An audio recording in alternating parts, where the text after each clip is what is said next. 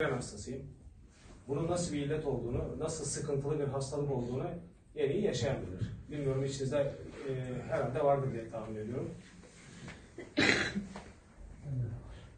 Bu işe başlayan eşim, Nezahat Hanım kendileri, yaklaşık 1,5-2 ay falan oldu herhalde ortalama. Mümin Bey ve eşi Pınar Hanım sayesinde bu ürünle birlikte tanıştı.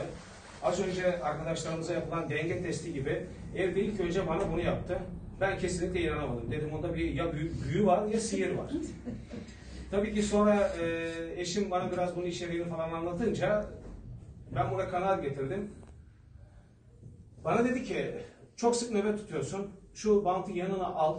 Nöbetlerde başın ağrımayı hissettiğin an, az önce Sibel Hanım'ın belirttiği gibi. Çünkü ben sabahleyin kalktığım zaman o gün hangi saate ben başımın ağrıyacağını otomatik kurulmuş saat gibi hissediyordum.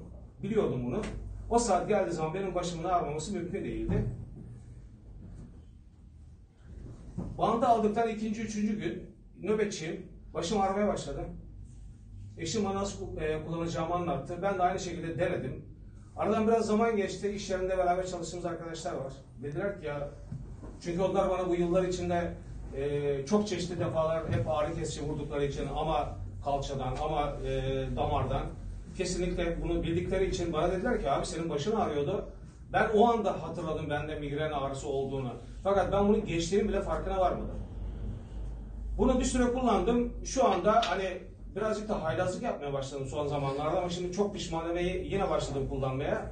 Kullanmayı, yani tam tedaviyi bıraktığım andan itibaren yine başım ağrımaya başladı. Şimdi kesinlikle tam sonuç almadan bırakmayacağım.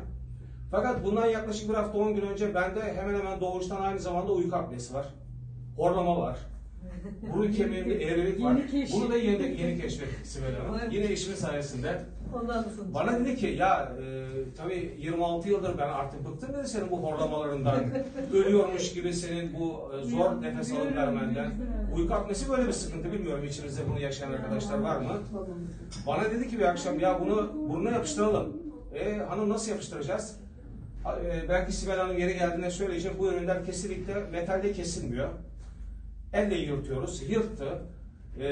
Tam burnumun üzerine şuraya kemer şeklinde yapıştırdı. Ben bunu yatarken yapıştırdı eşim bana. Sabahleyin uyandım. İnanın gerçekten hani 3 gecelik kesintisiz uyku uyumuşum gibi hissettim kendimi. Her gece en az 3-5 defa veya 8-10 defa ben su içmeye kalkıyorum. Çünkü